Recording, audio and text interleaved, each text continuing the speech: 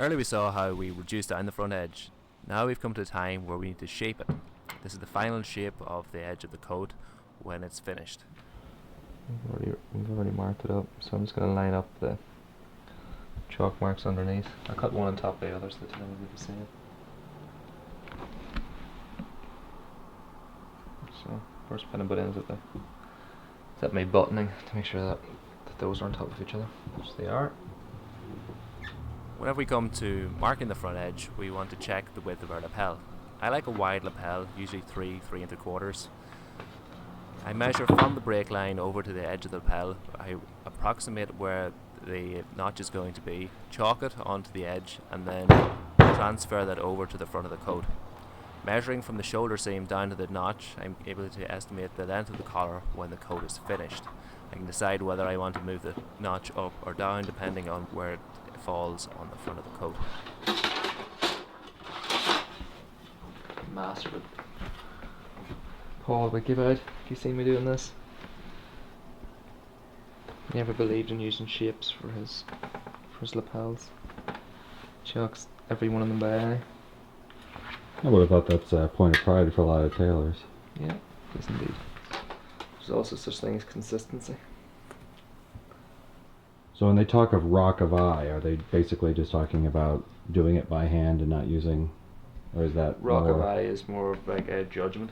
It's a judgment call. Being able to look at something and knowing what it needs. Not everything can be measured. It's very difficult to use pins. Like people pin a lot of stuff when they're doing fittings. It's just like trying to pick up a 4-part and pin it. It never really sits right. So when people are wasting their time, you just gotta look at it and know how much it is, and that's your rock of eye. Same with shoulder angles, posture, things like that.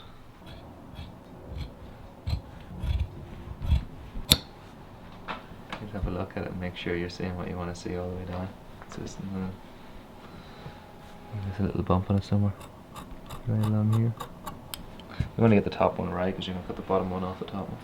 I bought these shears for $15 in a vintage store upstate New York. Have them sharp and the best pair of shears I've ever owned.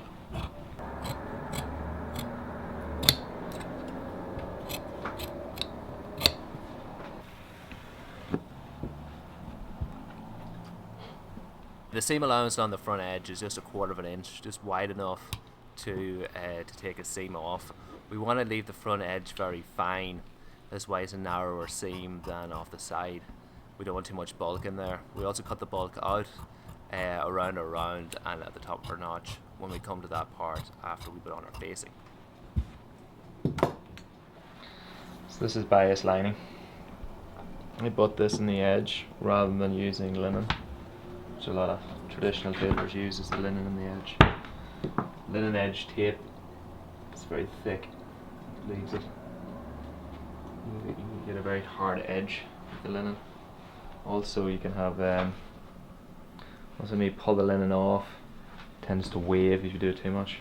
And I've never seen it done well. I remember an old school tailor came into Henry Poole's using the linen. He quickly switched to bias lining. He talked to the other coat makers.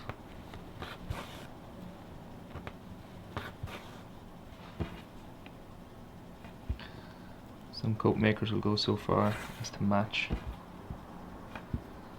the lining to the coat,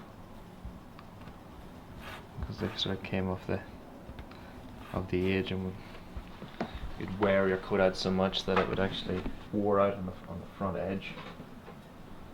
When you'd see inside it, then you'd see the tape, and the tape would be matching colour. I don't think people would wear their coats that long anymore. The front edge is going to wear out on it.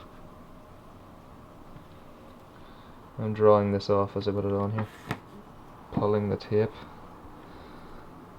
gathering the edge. This is all going to help the roll of my lapel. I'm just going to pull that front edge back. So get down past this top button, start to draw it in.